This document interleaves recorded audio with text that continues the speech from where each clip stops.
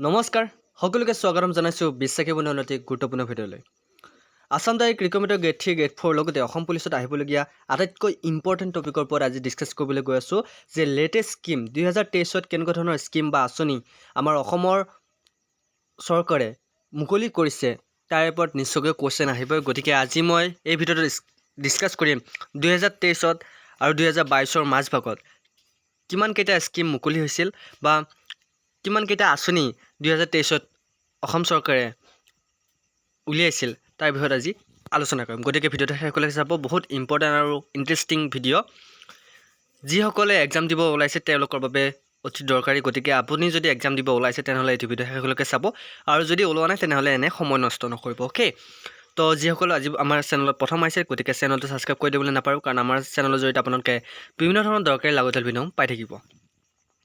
তো বন্ধু বান্ধৱীসকল, প্ৰথমটো স্কিম হৈছে চিফ মিনিষ্টাৰ্ছ আত্মনিৰ্ভৰ আছাম অভিযান।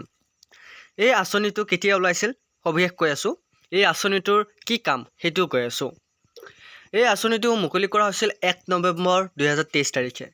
Two generate employment opportunities in the state through the setting up of the new entrepreneurial ventures government Assam will provided 2 lakh. আপোনাক এই আঁচনিৰ জৰিয়তে 2 লাখৰ পৰা 5 লাখ টকা এটা লোন হিচাপে চৰকাৰে প্ৰভাইড কৰিম বুলি কৈছিল। আৰু এই আঁচনিৰ জৰিয়তে আপোনালোকে এপ্লাই কৰিবলৈ আপোনাৰ ক্লাছ 10ৰ পৰা আপোনাৰ গ্ৰেজুৱেশ্যনলৈকে আপোনাৰ যিটো এডুকেশ্যন কোৱালিফিকেশ্যন সেইটো বিচাৰিছিল। আৰু এই আঁচনিৰ জৰিয়তে যিটো নিবনুৱা সমস্যা অকণমান হ্ৰাস কৰিবলৈ বিচৰা হৈছিল। গতিকে আঁচনিটো কেতিয়া মুকলি কৰা হৈছিল? চিফ মিনিষ্টাৰ আত্মনিৰ্ভৰ আছাম অভিযান 1 নৱেম্বৰ 2023 চনটো মনত ৰাখিব, বহুত ইম্পৰ্টেণ্ট হয় টপিক। গতিকে আৰু কি কি আঁচনি মুকলি কৰা আছে সবিশেষ মই কৈ আছোঁ। নেক্সট আমি আঁচনি চাম 2023তে স্বনিৰ্ভৰ নাৰী স্কিম। এই আঁচনিটো কেতিয়া মুকলি কৰা হৈছিল বা এই আঁচনিটোৰ উদ্দেশ্য কি আছিল কৈ আছোঁ। স্বনিৰ্ভৰ নাৰী স্কিম, এই আঁচনিটো মুকলি কৰা হৈছিল 30 জানুৱাৰী 2023 তাৰিখে।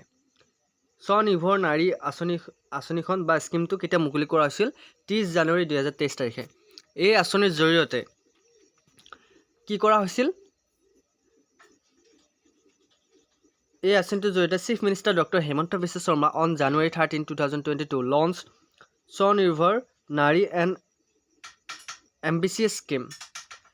মই ভুল 30 জানুৱাৰী বুলি কৈছোঁ, 13 জানুৱাৰীতে এই স্কিমটো মুকলি কৰা হৈছিল।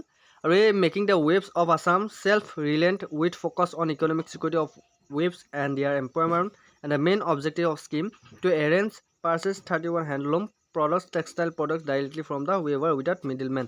গতিকে এই আঁচনিটোৰ জৰিয়তে আপোনালোকে গম পাইছে যিসকলে ঘৰতে কাপোৰ বা বস্ত্ৰ তৈয়াৰ কৰিছিল, চৰকাৰে এই আঁচনিৰ জৰিয়তে ডাইৰেক্ট কোনো ধৰণৰ থাৰ্ড পাৰ্চন নোহোৱাকৈ চৰকাৰে আপোনাৰ ঘৰৰ পৰা আপোনাৰ গামোচাৰে হওক মেখেলা চাদৰ হওক ক্ৰয় কৰাৰ এটা উদ্দেশ্যে এই আঁচনিটো মুকলি কৰিছিল, যাতে আপোনালোকে চৰকাৰৰ পৰা ডাইৰেক্ট সুবিধা লাভ কৰিব পাৰে। গতিকে স্বনিৰ্ভৰ নাৰী আঁচনিটো কেতিয়া মুকলি কৰা হৈছিল? 13 জানুৱাৰী 2022 তাৰিখে। অ'কে, মই 2023 বুলি কোৱা হৈছিল। তাৰপিছত নেক্সট অৰুণোদয় স্কিম কেতিয়া মুকলি কৰা হৈছিল আৰু অৰুণোদয় স্কিমৰ উদ্দেশ্য কি আছিল? অৰুণোদয় স্কিমটো মুকলি কৰা হৈছিল। Orunodoi scheme is a major poverty এলিভেণ্ট programme that was launched by the government of Assam 2 October 2020 তাৰিখে অৰুণোদয় স্কিমটো মুকলি কৰা হৈছিল 2020 চনত অক্টোবৰ 2 তাৰিখে। আৰু এই আঁচনিৰ জৰিয়তে আপোনাৰ যিসমূহ প্ৰয়োজনীয় বোধ থকা ব্যক্তি তেওঁলোকক এই আঁচনিটোৰ জৰিয়তে 830 টকাকৈ মান্থলি পে' কৰা হৈছিল, আৰু এতিয়া 830 টকাৰ পৰা গৈ 1250 টকা হৈছিল। গতিকে অৰুণোদয় আঁচনিটো কেতিয়া মুকলি কৰা হৈছিল? 2020 চনৰ অক্টোবৰ 2 তাৰিখে। গতিকে আৰু আছে নেক্সট এটা স্কিম আছে চিফ মিনিষ্টাৰ শিশু সেৱা স্কিম বা চিফ মিনিষ্টাৰ মুখ্যমন্ত্ৰী শিশু সেৱা আঁচনি। এই আঁচনিটোৰ জৰিয়তে কি কৰা হৈছিল? এই আঁচনিটো আপোনাৰ মুখ্যমন্ত্ৰীয়ে বা অসম চৰকাৰে এই আঁচনিটো মুকলি কৰিছিল। Launch for children who lost their parents to COVID-19, 7,81,200 has been parked in a bank a fixed deposit in the name of each beneficiary. A monthly financial assistance of 3,500 released for the FD is being given to the beneficiary till the she attains 24 years of age.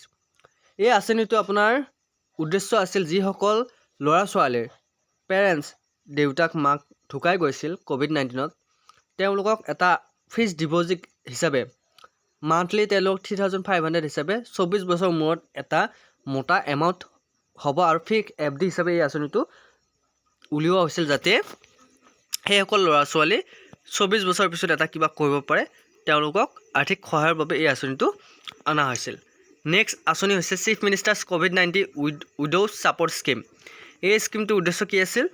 এই স্কিমটোৰ উদ্দেশ্য আছিল the provide socio' economic security to ৱাইফছ who lost their husbands due to COVID-19। এই আঁচনিটোৰ জৰিয়তে যিসকলৰ husband কৰোণাৰ সময়ত ঢুকাই গৈছিল তেওঁলোকৰ বাবে এই আঁচনিটো অনা হৈছিল। এই আঁচনিটো কেতিয়া অনা হৈছিল আপোনালোকে গমে পাইছে। Next Assam right to public service. Assam right to public service বা RTPS বুলি কওঁ। এই আঁচনিটো কেতিয়া অনা হৈছিল আৰু এই আঁচনিটোৰ কাম কি? The RTPS portal has been created under the World Bank Finance Assam Citizen Center Service Delivery Project of Administrative Reforms and Training Department to allow citizens to apply the RTPS notified service online and also to promote practice। এই আঁচনিটোৰ জৰিয়তে আপোনালোকে ঘৰতে বহি আপোনালোকৰ যিকোনো ধৰণৰ চৰকাৰী নথিপত্ৰ আপুনি এপ্লাই কৰিব পাৰে। এই আঁচনিটো যেতিয়া আনিছিল RTPSৰ পৰ্টেল আপোনালোকে গম পাইছে সেৱা সেতু বৰ্তমান নামকৰণ কৰা হৈছে। এই আঁচনিটোৰ জৰিয়তে আপোনালোকে ঘৰতে বহি ইনকাম চাৰ্টিফিকেট হওক বাৰ্থ চাৰ্টিফিকেট হওক বা আপোনালোকৰ যিকোনো ধৰণৰ দৰকাৰী নথিপত্ৰ আপোনালোকে ঘৰৰ পৰাই আবেদন কৰিব পৰা এটা সুবিধা চৰকাৰে কৰি দিছে। গতিকে এই পৰ্টেলটো কেতিয়া মুকলি কৰা হৈছিল আপোনালোকে ডেটটো গমে পাইছে।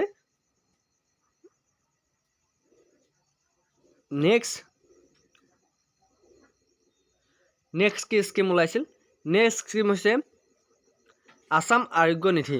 আছাম আৰোগ্য নিধি এই আঁচনিটো কেতিয়া মুকলি কৰা হৈছিল? আছাম আৰোগ্য নিধি আঁচনিটো কিয় মুকলি কৰা হৈছিল? এই আঁচনিটোৰ জৰিয়তে কি কাম হৈছিল কৈ আছোঁ। দ্য আছাম আৰোগ্য নিধি যাক চমুকৈ AAN বুলি কোৱা হয়, ইণ্টেলিফ্ট provides financial assistant up to 1,50,000 to BPL families. এই আঁচনিটোৰ জৰিয়তে যিসকল BPL হোল্ডাৰ আছে তেওঁলোকক এই আঁচনিৰ জৰিয়তে 1,50,000 এটা কি কৰা হৈছিল? এটা অনুদান আগবঢ়োৱা হৈছিল। Monthly income from less than 10,000। যাৰ মান্থলি ইনকাম 10,000তকৈ কম তেওঁলোকে এই আঁচনিৰ সুবিধা পাইছিল। অ'কে, মনত থাকিব। গতিকে এইকেইটা আছিল বহুত ইম্পৰ্টেণ্ট টপিকৰ ওপৰত মই আপোনালোকৰ বাবে লৈছোঁ। আৰু এনেকুৱা ধৰণৰ আঁচনিৰ ওপৰত স্কিমৰ ওপৰত যদি আপোনালোকে গোটেই ভাৰত চৰকাৰৰ স্কিমৰ ওপৰত যদি ভিডিঅ' লাগে মোক কমেণ্ট কৰিব, নিশ্চয়কৈ মই ভিডিঅ' আনিবলৈ ট্ৰাই কৰিম। কাৰণ আপোনালোকৰ বাবে মই ডেইলি ৰেগুলাৰ আপোনাৰ ভাল ভিডিঅ' আনিবলৈ চেষ্টা কৰি আছোঁ। আপোনালোকে মৰম দিব, এনেকৈ বিশ্বাসী বন্ধু চেনেলক মৰম দিব, আগলৈ আশীৰ্বাদ কৰিব। বিশ্বাসী বন্ধু সোনকালে 1 লাখ অতিক্ৰম কৰি তাৰে ভিতৰত আপোনালোকৰ বাবে পৰীক্ষাত অহা কেইটামান গুৰুত্বপূৰ্ণ প্ৰশ্ন মই আপোনালোকৰ বাবে দিছোঁৱেই। গুৰুত্বপূৰ্ণ চিৰিজ আছামীয়া বুকৰ আৰু লোচেন জিকে চিৰিজ যদি চোৱা নাই চিজকেইটা চাবা। আৰু লগতে প্ৰিভিয়াছ ইয়েৰৰ আছাম ডাইৰেক্ট ৰিকমেণ্ডৰ গোটেইকেইটা মই কুৱেশ্যন পেপাৰ আপোনালোকৰ বাবে লৈছোঁ। গতিকে সেইকেইটা চাবলৈ নাপাহৰিব, বহুত ইম্পৰ্টেণ্ট হয়। গতিকে যিসকল বন্ধু বান্ধৱে আমাৰ ভিডিঅ'বোৰ চোৱা নাই চাব পাৰে। আজিলৈ মানে উন্নত ভিডিঅ'ত আকৌ লগ পোৱাৰ প্ৰতিশ্ৰুতিৰে জয় হিন্দ, জয় অসম।